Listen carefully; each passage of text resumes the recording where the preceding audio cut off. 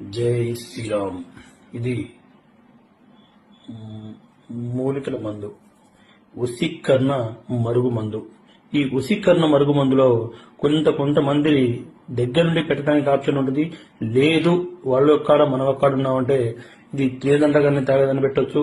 ఇంకొకటి, భార్య భర్తల మాటినకపోతే ఈ వశీకరణ మరుగు మందు పెట్టి మన సంసారం సరిదిద్దుకోవచ్చు. ఖచ్చితంగా 100% మీరు ఎలాగితే అలాగింటారు.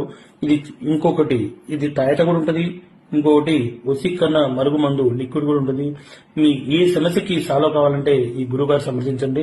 ఖచ్చితంగా మీకు 100% ఇది లిక్విడ్.